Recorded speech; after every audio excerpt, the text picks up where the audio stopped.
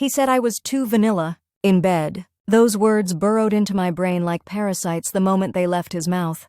My new man can't keep his hands off me now, but back then I felt like I'd been slapped across the face with a cold, wet truth I wasn't ready to hear. Let me back up. I'm not usually the type to air my dirty laundry, but something about this story feels like it needs to be shared. Like maybe you've been there too, knocked down by someone who was supposed to build you up, made to feel smaller than you actually are. So grab whatever you're drinking and settle in, because this one's a wild ride from humiliation to, well, you'll see. David and I had been together for 3 years. 3 fucking years. We met at a friend's housewarming party, the kind where you show up with a bottle of wine you hope looks expensive enough, but actually cost less than your lunch. He had this laugh that hit me right in the chest. You know the type, the kind of laugh that makes you feel like you just said the smartest, funniest thing anyone's ever said.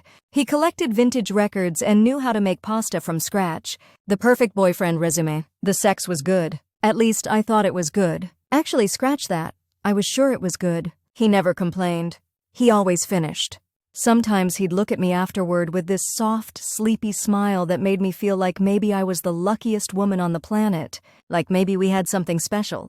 Turns out I was living in a fantasy world of my own making. It was a Thursday night. Nothing special about it. We'd ordered Thai food and were half watching some Netflix documentary about the ocean while scrolling through our phones.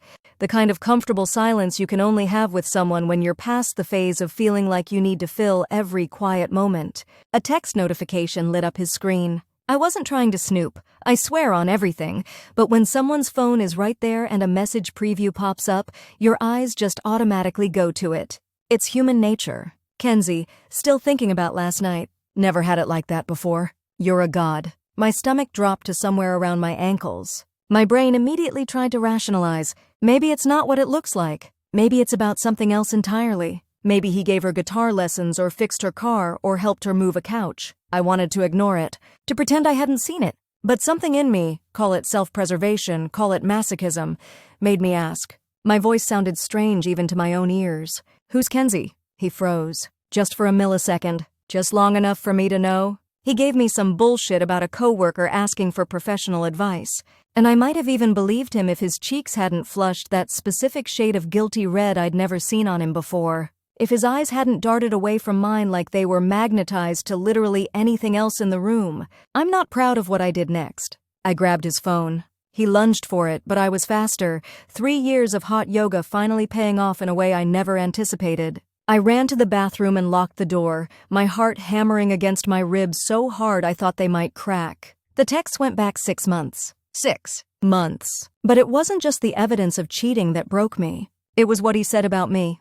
She asked if I was leaving me. His response, not yet. She's safe, stable, but God, so boring in bed. Too vanilla, like fucking a mannequin sometimes. I read it 3 times. Each time feeling like I'd been punched in a different vital organ. First my lungs couldn't breathe. Then my stomach wanted to vomit. Then my heart just shattered. Too vanilla, like fucking a mannequin. These were not observations. These were weapons, designed to cut me in places that would never properly heal. When I came out of the bathroom, phone clutched in my white-knuckled grip, he didn't even try to deny it. Just sat there on the couch we'd picked out together at IKEA, looking almost relieved.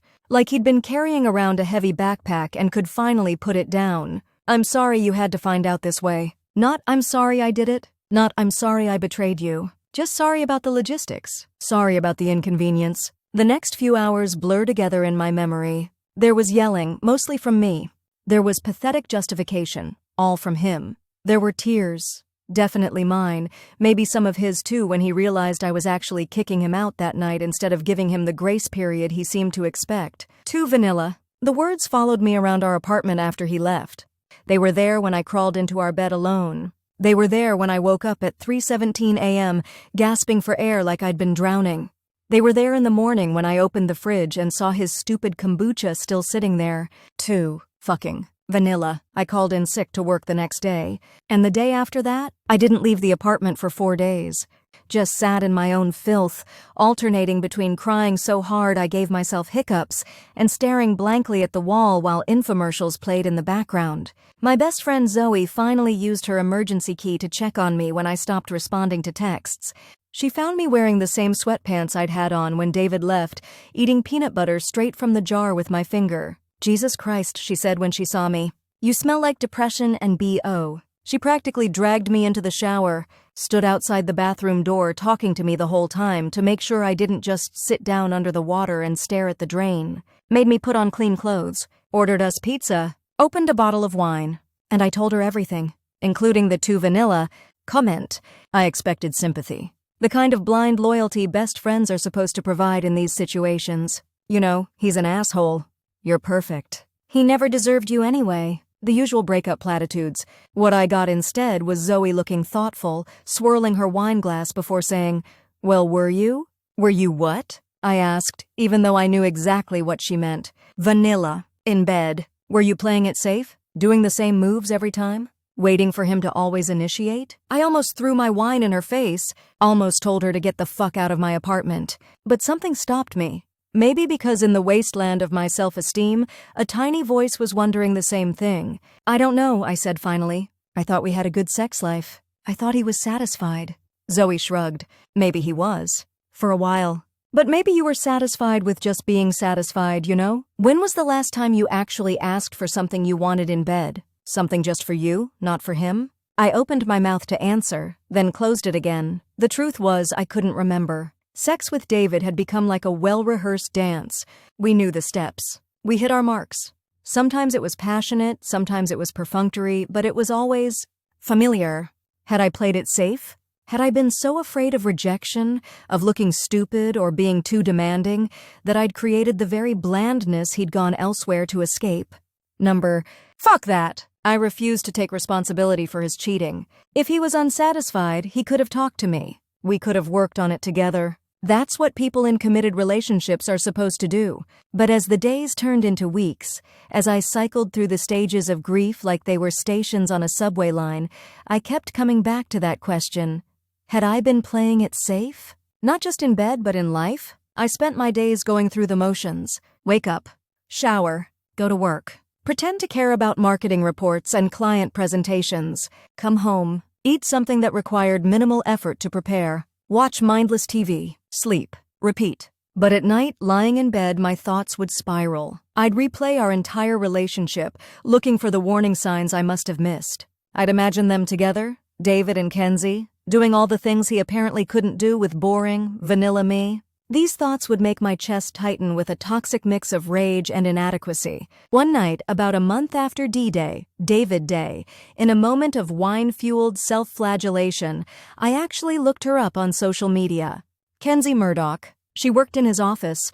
She was younger than me. Of course she was. She had the kind of Instagram that's all carefully posed, candid, shots and inspirational quotes about living your best life. In her profile picture, she was jumping on a beach at sunset, perfectly backlit, hair flying around her face like a shampoo commercial. I hated her. But even more, I hated that I couldn't really hate her. Because how much did she actually know about me? Had David told her he was in a relationship? Had he fed her some line about us being practically over? Or staying together for convenience? Was she just as much a victim of his lies as I was? No, not a victim. I refuse to be a victim. Victims don't get revenge. They just get pity. And I didn't want pity. I wanted something else. Something I couldn't quite name yet. It was around this time that something shifted in me. Subtle at first, like the first hint of spring after a long winter. I stopped crying myself to sleep. I started working out again, not to lose weight or look better, but because the physical exertion helped burn off the restless anger that had taken up residence in my chest. I cut my hair. Nothing dramatic, just from middle of back to just below shoulders. But it felt significant, like shedding dead weight. I said yes when a coworker invited me out for happy hour. I didn't have fun exactly, but I had moments where I forgot to actively feel miserable, which seemed like progress. And then came the day I decided to clean out his remaining stuff from my closet. He'd taken most of his clothes that night, but there were still random items scattered throughout the apartment like landmines of memory. A hoodie hanging on the back of a chair. A few books on the shelf. His favorite coffee mug that somehow survived my initial rage cleaning. In the back of my closet I found a box. It wasn't his, it was mine. A box I'd almost forgotten about. Inside were things I'd bought years ago during a brief burst of sexual courage, lingerie that still had tags on it, toys still in their original packaging, a book about sexual exploration I'd never opened. I sat on my closet floor, holding these artifacts from a braver version of myself I'd never actually become, and felt something crystallize inside me. A clarity. A purpose. David had called me vanilla. Had cheated on me because I wasn't exciting enough, had made me question my worth as a partner, as a woman. But what if he was right? Not about my worth, fuck him for ever making me doubt that, but about me playing it safe? What if I had been holding back, not just with him, but with myself? Here's the thing about being called vanilla. It's not just an insult about your sexual prowess. It's an accusation of being afraid. Of being unwilling to be vulnerable, to ask for what you want, to risk looking foolish in pursuit of pleasure, of being boring. And I decided, sitting there on my closet floor surrounded by the untapped potential of my own desires, that I was done being afraid, done being safe, done being boring. If I was vanilla, it was time to add some fucking sprinkles. I just needed a plan. A way to reclaim not just my sexuality but my power, my confidence, my joy. And as it turned out, the universe was about to hand me the perfect opportunity. 2 days later, my opportunity arrived in the form of a company-wide email, the kind most people delete without reading. Mandatory team-building event. Friday night. Some upscale bar downtown. Under normal circumstances, I would have found an excuse to skip it. I'm not big on forced socialization with people I only tolerate because they occupy the same office space. But this wasn't just any company event. This was the annual mixer between our marketing firm and our biggest client, Thompson Media Group. The client David worked for, the client Kenzie worked for, the client that would be sending both of them to this event. I read the email 3 times, my heart rate picking up with each scan. Was the universe seriously handing me this gift? This perfect stage for whatever it was I wanted to do? I didn't have a clear plan yet. Just a vague, pulsing desire to show up looking absolutely fucking incredible, to remind David exactly what he'd thrown away, to make him regret every life choice that had led him to that moment. Basic ex-girlfriend fantasy stuff. But as I sat there, staring at my computer screen, something more interesting began to take shape in my mind. What if this wasn't just about making David jealous? What if this was about something bigger? What if this was about me? Not the me who had been with David, not even the me who existed before David, but a new me. A me who wasn't afraid to take up space, to want things, to ask for them directly. A me who wasn't vanilla. I hit accept on the event invitation, then immediately texted Zoe. Need your help. Operation Sprinkles is a go. She replied within seconds. I have no idea what that means, but I'm already excited. I spent the next 3 days in a state of focused determination I hadn't felt in months, maybe years. It was like all the energy that had been going into grief and rage was suddenly rechanneled into this single purpose, transformation. Not for David, for me. I called in a favor with my cousin who worked at an upscale salon and got an emergency appointment, walked in with my safe shoulder-length brown hair, walked out with a textured lob dyed a rich, dark auburn that made my green eyes look almost supernaturally bright, the kind of hair that says, I might ruin your life, but you'll thank me for it. I went shopping, not at my usual stores with their sensible professional clothing in neutral colors. I went to places I'd always walked by but never entered, intimidated by their too cool salespeople and their mysterious sizing systems. I tried on things I would have dismissed as not for me. Just weeks earlier, I bought a dress. Simple in its design, a black slip dress with thin straps and a cowl neck, but the fabric clung to every curve I'd spent so long trying to minimize or disguise. It hit mid-thigh, revealing more leg than I'd shown in public since college. The back dipped low, exposing the constellation of freckles across my shoulder blades that David used to trace with his finger when we first started dating. When I tried it on in the store, the salesperson, a woman about my age with immaculate winged eyeliner, actually stopped midway through hanging up returns to say, "Holy shit, that dress was made for you." I looked in the mirror and didn't recognize myself. Not in a bad way. In the way you sometimes catch sight of a stranger and think, damn, I wish I had their confidence. Only it was me. It was my body, my face. Just unleashed somehow. I bought the dress. And heels that made my legs look like they belonged on a different, more glamorous woman. and lingerie that had no practical purpose other than making me feel like sex incarnate when I put it on. As I was checking out, the salesperson slipped a small, unmarked bag in with my purchases. "On the house?" she said with a wink. "Sounds like you've got a big night coming up." Had I told her about my plans? I didn't think so, but maybe something in my energy had communicated it. This electric anticipation I was carrying around like a secret weapon. When I got home and opened the bag, I found a small bottle of perfume. The label simply read Santal 33. In minimalist type, I sprayed a small amount on my wrist and was hit with a scent that was nothing like my usual light floral fragrance. This was warm and complex, sandalwood and leather and something vaguely smoky. It smelled like confidence, like sex in an expensive hotel room. I set all my purchases on my bed and stared at them. The new clothes, the new perfume, the new hair. External changes, yes, but they felt like outward manifestations of something shifting internally. Like I was finally allowing the person I'd always secretly wanted to be to take center stage.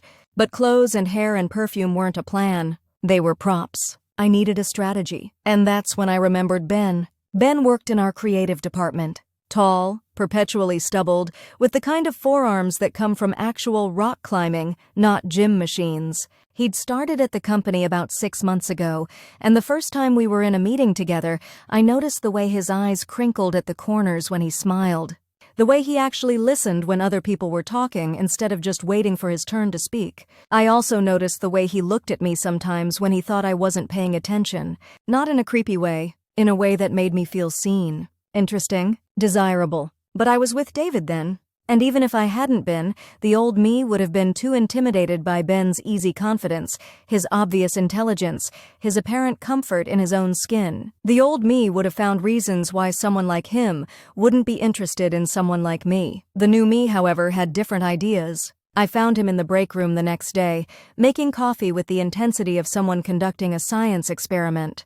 The secret, he was saying to no one in particular as I walked in, is to let it bloom first. You can't just dump hot water on ground coffee and expect excellence. Is that a life philosophy or just about coffee? I asked, leaning against the doorframe in a way I hoped looked casual and not like I'd practiced it in my bedroom mirror. He looked up, those crinkly cornered eyes landing on me, and for a moment he just stared. I watched his gaze take in my new hair, the more fitted blouse I was wearing, the overall shift in my presence. "Both," he said finally, a slow smile spreading across his face. "Definitely both." We talked for 15 minutes about coffee, then about a campaign he was working on, then about a book we'd both read recently. Easy conversation, flowing naturally. But underneath it was a current of something else. Attention, an awareness. When I finally circled around to my actual purpose, it felt both calculated and completely spontaneous. "So, are you going to that mandatory fun event on Friday?" I asked, wrinkling my nose like we were co-conspirators against corporate culture. "Unfortunately," he sighed. "Though I've been told the open bar makes it almost bearable. Want to make it actually bearable? Be my +1?" The words came out before I could second-guess them. "Not like a date, I added quickly. "More like mutual social security." God, I was bad at this. 3 years in a relationship had apparently atrophied whatever flirting muscles I once possessed. But Ben just looked at me with that same intense focus he gave everything, from coffee to conversation. "I'd like that," he said simply. "Though I'm open to it being a date if that's on the table." My face flushed hot. This was not how I'd expected this to go. I'd thought I'd have to convince him to play up the saving each other from awkward small talk angle. I hadn't prepared for straightforward interest. "Let's start with mutual social security and see where the night takes us," I said, surprising myself with my own boldness. He nodded, eyes never leaving mine. "I'll pick you up at 7. And just like that, I had a date. A gorgeous, intelligent, kind man who made my stomach flip with just a look was going to pick me up and accompany me to an event where my cheating ex and his affair partner would be in attendance. It was almost too perfect. Almost. Because as I walked back to my desk, the initial rush of triumph began to fade, replaced by a creeping anxiety. What exactly was my endgame here? To make David jealous? To show him I'd moved on? To prove I wasn't boring or vanilla? And more importantly, was I using Ben? Was I dragging an innocent person into my revenge fantasy without their knowledge or consent? I spent the rest of the workday distracted, my mind racing with questions of ethics and intentions. By the time I got home, I was convinced I'd made a terrible mistake and should cancel the whole thing. I called Zoe in a panic. "I can't do this," I said as soon as she answered. "It's manipulative and gross, and I'm going to end up hurting someone who doesn't deserve it." "Whoa, back up," Zoe said. "What exactly is this? What's your actual plan here?" I realized I hadn't actually told her what I was thinking. I'd been so caught up in the external trappings, the hair, the dress, the date, that I hadn't articulated to anyone, even myself, what I was really trying to accomplish. "I don't know," I admitted. I want to show up looking amazing, with a hot date, and make David realize what he threw away. Make him regret it. Make him hurt like I hurt." Saying it out loud made it sound both petty and completely understandable. "Okay," Zoe said slowly. "And does Ben know he's being used as a prop in your revenge scenario?" "No," I said miserably. "And that's why I feel awful. He actually seems to like me. For real. And I'm just using him to make my ex jealous." "Are you, though?" Zoe challenged. "Is that all this is? Because it sounds to me like you might actually like Ben, too. Like maybe this isn't just about David at all." I paused, considering. Did I like Ben? The way my pulse quickened when he looked at me certainly suggested something more than casual interest. The easy flow of our conversation, the way he made me laugh, the undeniable physical attraction, these weren't things I was faking for the sake of a revenge plot. "Maybe," I conceded, "but it still feels, I don't know, disingenuous to not tell him the whole situation." "So tell him," Zoe said, as if it were the most obvious thing in the world. "Be honest. Say, hey, full disclosure, my cheating ex and his affair partner will be at this event, and while I'd be lying if I said I wasn't looking forward to showing him what he's missing, that's not the only reason I asked you to come with me." I winced. "That sounds so complicated." "Welcome to adult relationships," Zoe laughed. "They're all complicated. The difference is whether you're honest about the complications or pretend they don't exist." She was right, of course. Ben deserved to know what he was walking into. And if he decided he didn't want to be part of my complicated emotional landscape, that was his right. I texted him that night, "Can I call you? There's something I should probably tell you before Friday." His response came quickly, "Sure. Everything okay?" I took a deep breath and dialed his number, my hands actually shaking slightly. When he answered, his voice was warm and slightly concerned. "Hey, everything all right?" "Yes, no, maybe." I laughed nervously. "I need to tell you something, and it might change your mind about Friday, which is totally fine if it does." "I'm listening," he said simply. And so I told him everything. About David, about the cheating, about the "too vanilla" comment that had burrowed under my skin. About how I'd been rebuilding myself not just despite the hurt, but because of it. About how, yes, part of me wanted to show up at this event looking incredible with someone new and make David eat his heart out. "But," I finished, "that's not the only reason I asked you. I've noticed you, actually for months, and there's definitely an attraction there, at least on my end. So while my motivations aren't entirely pure, they're not entirely vindictive either. I guess what I'm saying is, I understand if this is too much baggage for a first date." There was a long pause, during which I considered hanging up and changing my name and moving to another country. "Thank you for telling me," he said finally. "I appreciate the honesty." "But," I prompted, bracing for rejection. "No but?" he said, and I could hear the smile in his voice. "I'm still in all of it. The revenge element, the genuine attraction, the complicated emotions. It's all part of who you are right now. And I'd still like to get to know that person. If you'll let me." The relief that flooded through me was so intense it was almost painful. Not just because he still wanted to go with me, but because I'd been honest, really honest, and it hadn't resulted in rejection. It had resulted in acceptance, in understanding. "Plus," he added, a hint of mischief in his tone, "I've always wanted to play the hot rebound guy in someone's revenge story." I laughed, tension draining from my shoulders. "To be clear, I'm not looking for just a rebound." "Good," he said simply. "Neither am I."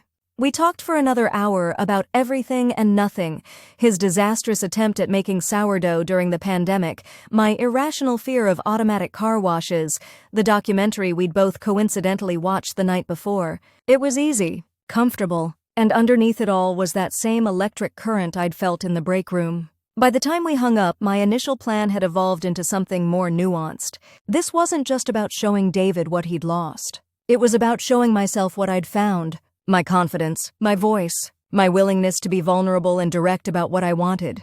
As Friday approached, I found myself less focused on David's potential reaction and more excited about the evening with Ben. About the possibility of something new and authentic in a way my relationship with David hadn't been for a long time, maybe ever. The night before the event, I laid out everything I'd need. The dress, the heels, the lingerie that no one but me would know I was wearing, but that would make me feel powerful just the same.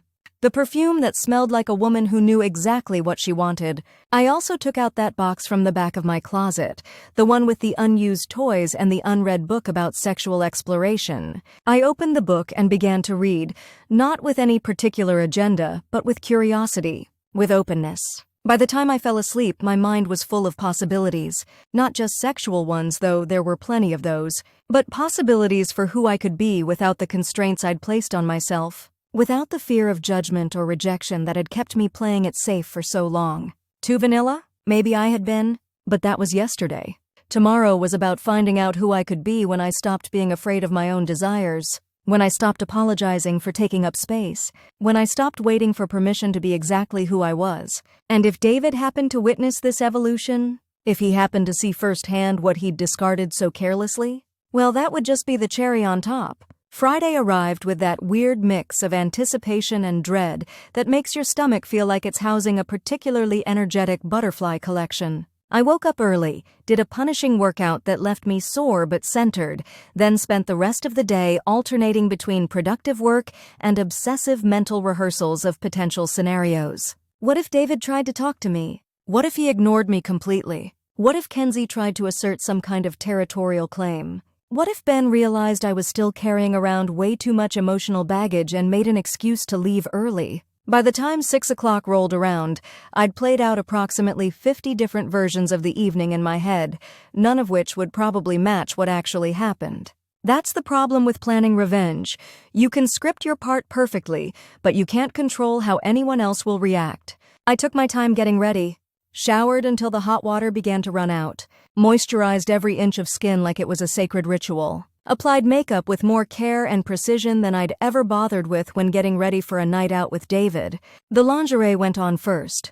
Black lace that cost more than I'd usually spend on an entire outfit. No one but me would see it tonight, but that wasn't the point. The point was how it made me feel. Dangerous, desirable, in possession of secret knowledge. Next came the dress, sliding over my skin like water, settling against my curves in a way that made me actually stop and stare at my reflection. Not with criticism, the way I usually regarded my body, but with genuine appreciation. I looked good, not just good for my age, or good for my body type, but objectively, undeniably good. The heels added 4 inches to my height and approximately 10,000 points to my confidence level. The new perfume went on pulse points, wrists, neck, behind knees, between breasts, a few drops of liquid courage. When I finally allowed myself to look at the complete picture in my full-length mirror, I had one of those rare moments of pure self-recognition. Like seeing yourself clearly for the first time after years of viewing your reflection through a distorted lens. I looked like myself, but a self I'd kept hidden, a self I'd been afraid to embody fully. The doorbell rang at exactly 7 o'clock. Ben was punctual. Another point in his favor. I opened the door to find him standing there in dark jeans and a charcoal blazer over a simple white t-shirt. Casual but deliberate, the kind of effortlessly put-together look that actually takes quite a bit of effort. His hair was slightly damp like he'd just showered, and he smelled like cedar and something citrusy. His eyes widened visibly when he saw me, doing that cartoon character up-and-down sweep that would have felt objectifying from anyone else, but somehow just felt appreciative from him. He let out a low whistle and said something about how amazing I looked, but honestly, I was too busy having my own moment of appreciation to fully register his words. The man was gorgeous. Not in a conventional, symmetrical features kind of way, but in a lived-in, comfortable in his own skin kind of way that was infinitely more attractive. We stood there for a moment, just taking each other in, until I remembered we were still in my doorway and should probably get going if we wanted to make it to the event on time. The car ride downtown was surprisingly comfortable. None of the awkward first-date silence I'd been half expecting. Instead, we talked about music. His taste was eclectic, but with a solid foundation in 90s alternative. Work. He had strong opinions about our company's recent rebranding effort and our mutual dislike of these forced corporate social events. It felt easy, natural, like we'd known each other much longer than we actually had. But as we approached the venue, one of those upscale hotel bars with mood lighting and overpriced cocktails, my nerves began to resurface. I hadn't seen David since the night I kicked him out. Hadn't had to face him across a crowded room. Hadn't had to maintain my composure while knowing he was watching. Ben must have sensed my tension because he reached over and gave my hand a quick, reassuring squeeze before we stepped out of the car. "Just be yourself," he said. "Whatever version of yourself you want to be tonight." It was such a simple statement, but it hit me right in the chest. Because that's what this whole transformation had been about, hadn't it? Not just showing David what he'd lost, but discovering who I could be when I wasn't defining myself in relation to him or his approval. The bar was already crowded when we arrived. Dim lighting, ambient music at the perfect volume to allow conversation without shouting, waitstaff circulating with trays of champagne and hors d'oeuvres. I spotted several colleagues from my department clustered near the windows, a few executives holding court at the bar, and various client representatives I vaguely recognized from meetings and presentations. No sign of David or Kenzie yet. Ben and I made our way to the bar, his hand resting lightly on the small of my back in a way that sent pleasant shivers up my spine. We ordered drinks, whiskey for him, a spicy mezcal concoction for me that I would never have tried in my pre-awakening days. We'd just received our drinks when I heard him, David's laugh. The one that used to make my heart swell but now made my stomach clench. I turned instinctively toward the sound, and there he was, walking in with Kenzie by his side. He looked the same. Dark hair slightly too long, standard-issue business casual attire, that perpetual, almost smirk that I used to find charming. Kenzie was pretty in the expected ways. Slender, blonde, young. She had her hand on his arm and was saying something that made him laugh again. I waited for the wave of devastation to hit me. The jealousy. The sense of inadequacy that had been my constant companion in the weeks after discovering his betrayal. But it didn't come. Instead, I felt something unexpected. Pity. Genuine pity for this man who had been so unhappy in our relationship that instead of working on it or ending it honestly, he'd chosen deception. Who had made me feel like I was the problem when really, we'd both failed each other in different ways. And in that moment, watching him with this woman who would likely one day discover his capacity for betrayal herself, I realized something important. I wasn't there for revenge anymore. I was there for closure. For the final step in releasing the version of myself who had been so devastated by his words, his actions. Of course, that didn't mean I wasn't going to look absolutely fucking incredible while doing it.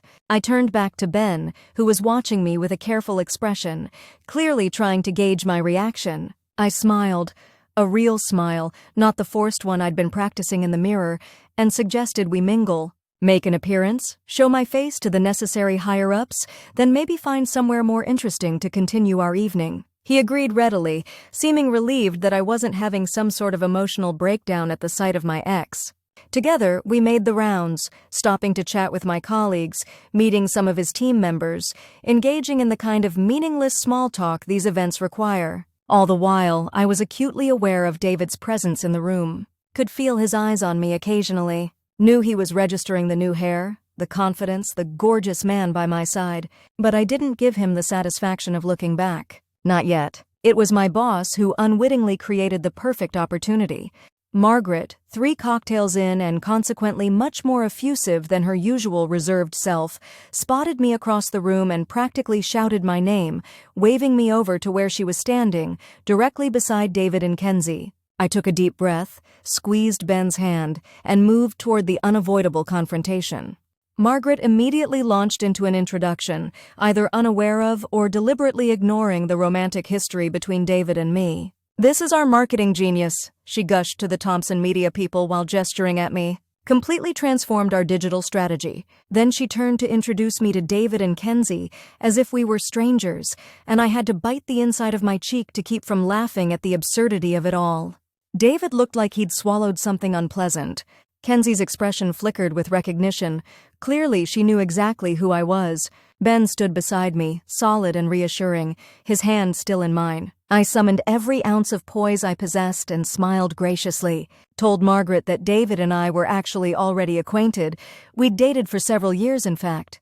said it in the same casual tone I might use to mention running into an old classmate, as if our relationship had been an inconsequential chapter rather than what I'd once thought was the defining story of my life. The moment hung there, awkward and charged.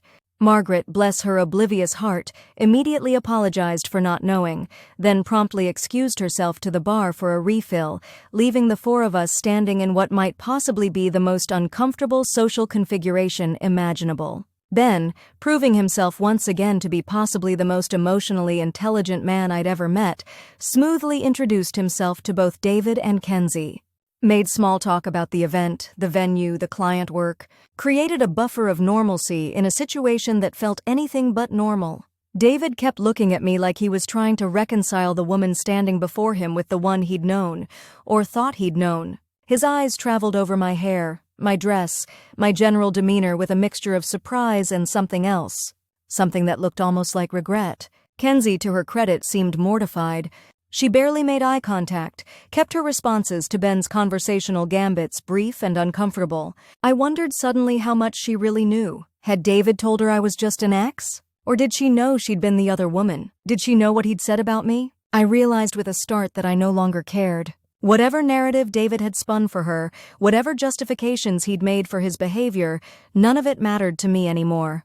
They were welcome to each other. After what felt like an appropriate amount of polite conversation, I squeezed Ben's hand, our secret signal that I was ready to move on. He immediately picked up the cue, smoothly expressing how nice it was to meet them, but that we should continue making the rounds. As we turned to leave, David finally spoke directly to me for the first time. Said my name, just that, but with a question mark at the end. Like he wanted to say more but didn't know how. Like he was asking permission for a conversation I had no interest in having. I paused, looked him directly in the eyes, and said simply that it was good to see him doing well, that I hoped things worked out for him. For both of them. And I meant it. Not because I'd forgiven him exactly, but because holding on to anger and hurt would only keep me tethered to him, to us, to the past. And I was ready to be free. I smiled, not the tight, forced smile of someone barely holding it together, but the genuine smile of someone who has discovered they're stronger than they knew, and walked away. Felt the weight of years lifting with each step. Ben and I made our way to a quieter corner of the bar, where he asked if I was okay, if I wanted to leave, if I needed anything. What I needed, I realized, wasn't to destroy David or make him jealous or prove anything to him at all. What I needed was exactly what I already had, this moment of perfect clarity. This knowledge that I had survived something I thought would break me, and had emerged not just intact, but improved. Enhanced, more authentically myself. I told Ben I was better than okay, and suggested we finish our drinks before deciding what to do next. As we talked, about everything and nothing, the easy conversation we'd established flowing naturally despite the emotional interlude, I caught sight of David watching us from across the room. He looked lost somehow, diminished, and in that moment, I knew that the best revenge wasn't making him jealous or hurting him the way he'd hurt me. The best revenge was my happiness, my growth, my future that no longer included him. We stayed for another hour, dutifully networking, playing the corporate social game. But there was a new energy between Ben and me, a heightened awareness, a simmering anticipation. His hand would brush mine, or I'd catch him looking at me with undisguised admiration, and my body would respond with a jolt of electricity. By the time we decided to leave, the tension between us was palpable. We'd moved from casual touches to his hand resting on my hip, to my fingers tracing patterns on his forearm as we talked. Each contact sending clear signals that this night wasn't ending with a polite goodbye at my door. In the Uber, we sat close enough that our thighs pressed together, his thumb drawing lazy circles on the back of my hand. We talked about where to go, his place or mine, and decided on mine since it was closer. I should have been nervous. It had been years since I'd been with anyone but David, years since I'd had to navigate the vulnerability of being intimate with someone new. But I wasn't nervous. I was exhilarated, fully present in my body in a way I couldn't remember feeling before. When we got to my apartment, there was that brief moment of awkwardness that comes with crossing a threshold, both literal and metaphorical. Standing in my living room, both of us suddenly hyper-aware that we were about to change the nature of our relationship. Ben looked at me with such open desire that it took my breath away, asked if I was sure, if this was what I wanted, And in that moment, something clicked into place. Something I'd been missing not just in my relationship with David, but in my approach to my own pleasure, my own life. I told Ben exactly what I wanted, not in vague terms or subtle hints, but directly, specifically. Told him how I wanted to be touched, where, for how long. Told him what had been awakened in me these past weeks, the desires I'd been too afraid to acknowledge before. The look on his face, surprise mixed with intense arousal, told me everything I needed to know. This wasn't too much. I wasn't too much. My desires weren't something to be ashamed of or to hide. What followed was nothing like the safe, predictable sex I'd grown accustomed to with David. It was exploration, discovery, moments of surprising vulnerability followed by moments of startling power. It was my body being worshipped by someone who took genuine pleasure in my pleasure. It was me directing, requesting, demanding what I wanted without fear of judgment. It was, in short, anything but vanilla. Afterward, lying tangled in sheets that would need to be changed, both of us breathless and slightly stunned, Ben propped himself up on one elbow and looked at me with a mixture of satisfaction and wonder. Said something about how if that was vanilla, he'd hate to see what chocolate looked like. I laughed, a full, uninhibited laugh that felt like its own kind of release. Told him he had no idea what he was in for if he stuck around long enough to find out. His eyes darkened at that, and he pulled me closer, telling me he had no plans to go anywhere. We stayed up late into the night, talking and touching and discovering each other in ways both physical and emotional. I told him things I'd never told anyone, about my fears, my fantasies, the parts of myself I'd kept hidden out of some misplaced sense that they were too much, too intense, too demanding. He listened, really listened, and shared his own vulnerabilities in return. Somewhere around 3 a.m, drowsy but still buzzing with the energy of new connection, I had a moment of perfect clarity. David's betrayal, as painful as it had been, had actually given me a gift. It had forced me to recognize how much of myself I'd been suppressing, how many of my desires I'd been denying, how I'd been living a half-life out of fear. Too vanilla? Maybe I had been. But only because I'd been afraid to add the sprinkles, the chocolate sauce, the cherries on top. Afraid to ask for what I really wanted, not just in bed, but in life. That fear was gone now. Burned away by betrayal, by rage, by the painful but necessary process of rebuilding myself from the ground up. In its place was something better, the knowledge that I contained multitudes. That I could be soft and hard, sweet and spicy, safe and dangerous, all at once. That I didn't have to choose between these aspects of myself or pretend that any single one defined me completely. When I finally fell asleep, curled against Ben's chest, his heartbeat steady under my ear, I dreamed of infinite flavors, of a world of possibilities I was only just beginning to taste. Morning came with that disorienting moment of remembering someone new is in your bed.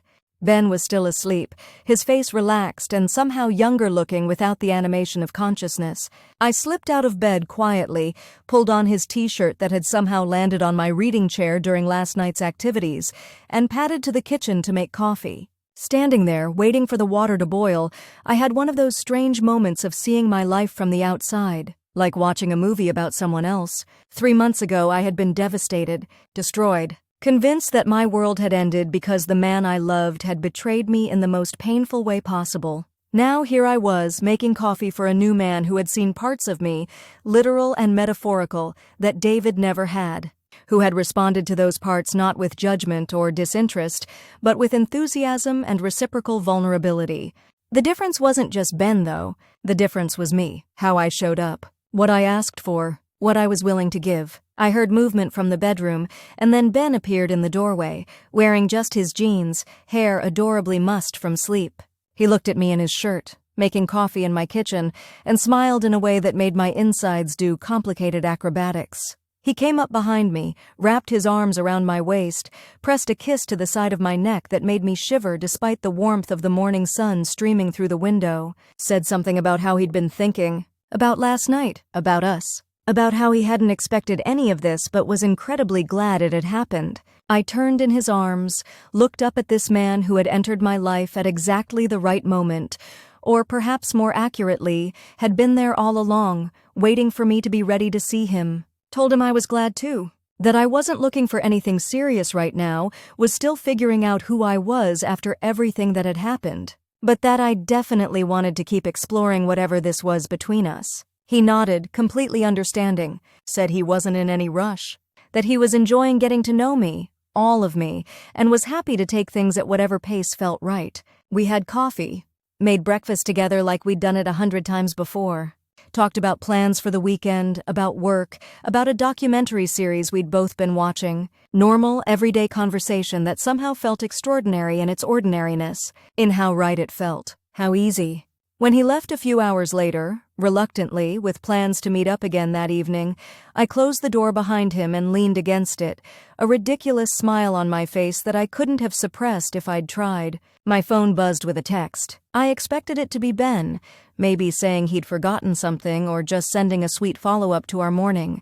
Instead, it was David. "You looked really good last night. Can we talk?" 3 months ago, those words would have sent me into an emotional tailspin, would have had me analyzing every possible meaning, every potential outcome, would have had me hoping, despite everything, that he'd realized his mistake and wanted me back. Now I just felt nothing. Not anger, not hurt, not hope. Just a calm certainty that whatever David wanted to say, I didn't need to hear it. That his opinion of me, how I looked, how I acted, who I was with, no longer mattered. I deleted the text without responding. Dropped my phone on the counter and went to take a long, hot shower. Under the spray of water, I let myself feel the full magnitude of what had happened. Not just last night with Ben, though that had been pretty magnificent in its own right, but the entire journey, from devastation to determination, from self-doubt to self-discovery, from being defined by someone else's perception to defining myself on my own terms. Too vanilla? Those words had once cut me to the core, had made me question my worth, my desirability, my very self. Now they just seemed sad, limited. A reflection not of my inadequacies, but of David's inability to see me, really see me for who I was, who I could be, who I had always been beneath the layers of caution and compromise. I stepped out of the shower feeling clean in more ways than one, wrapped myself in a plush towel and caught my reflection in the steamy mirror. Same face, same body, same me. But also not the same at all. Because now I knew something David never would. I contained multitudes, depths and complexities and desires he couldn't begin to imagine. Too vanilla? Maybe for him. But vanilla, I'd learned, was just the beginning.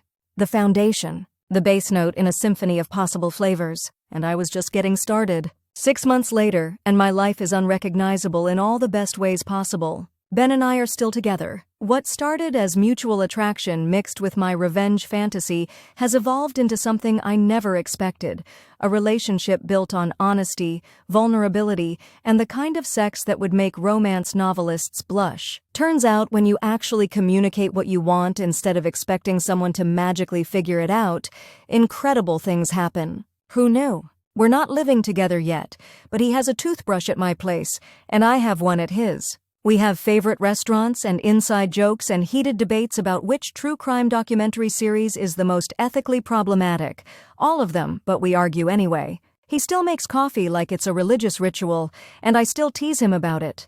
And sometimes that teasing leads to kitchen countertop activities that definitely weren't in my sexual repertoire before. Work has changed too. I got promoted.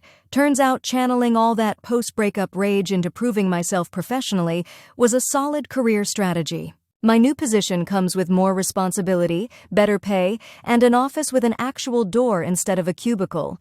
The first thing I put on my new desk was a small vanilla plant in a sleek pot, a private joke with myself that makes me smile every time I look at it. I haven't seen much of David since that night at the bar. Our companies still work together, but he's been reassigned to a different account. Office gossip, which I absolutely do not participate in except when Zoe brings it up over wine, suggests he and Kenzie broke up about 2 months after our encounter. Apparently, she found texts on his phone from someone else. Karma's a vindictive bitch with an excellent memory. He tried reaching out a few more times after that first text, each message more transparent than the last in its attempts to reconnect. I never responded. Not because I was still angry or hurt, but because I genuinely had nothing to say to him. No loose ends to tie up. No closure needed. The chapter was already complete. One unexpected development in all this has been my relationship with myself. Turns out when you're not busy trying to be what someone else wants, you have time to figure out what you actually want. I've discovered I love rock climbing, Ben's influence,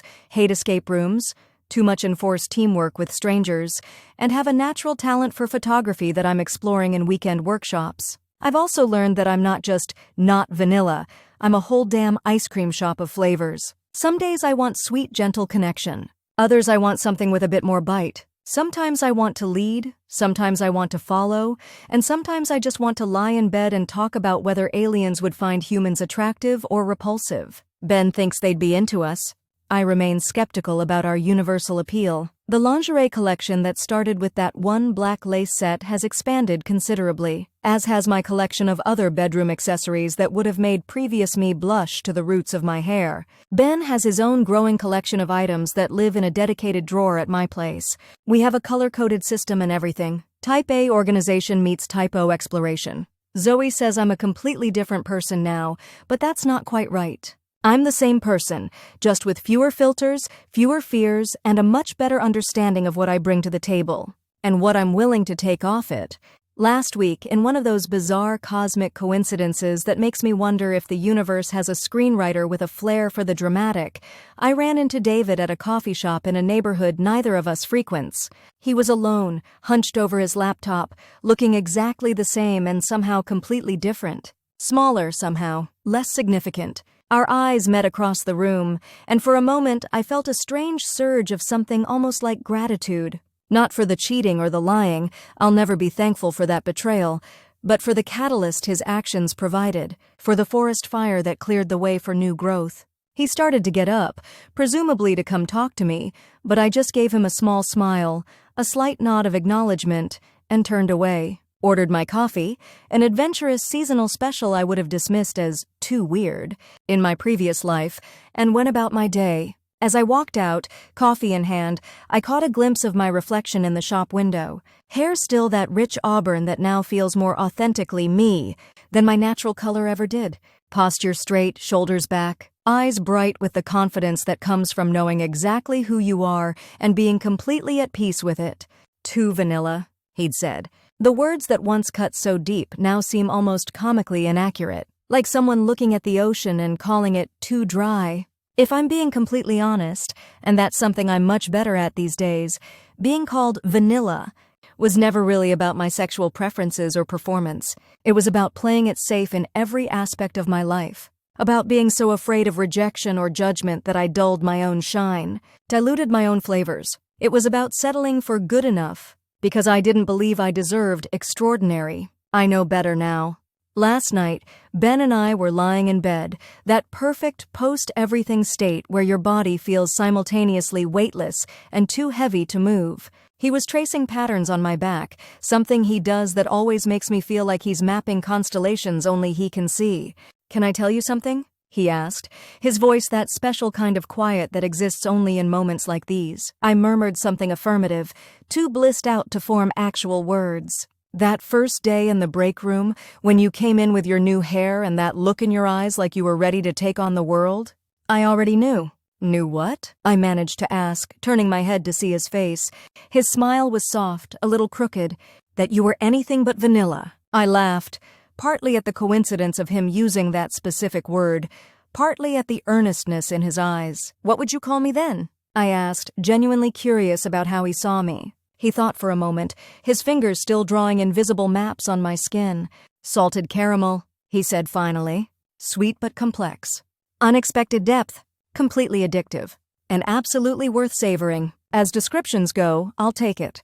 So here's to David and his backhanded insult that became my battle cry. Here's to Zoe and her refusal to let me wallow in self-pity. Here's to Ben and his ability to see the flavors beneath the surface. But mostly, here's to me. To vanilla and all its complex, beautiful undertones. To the bass note that makes all the other flavors possible. And to the woman who finally realized that being true to herself, all of herself, is the sweetest revenge of all.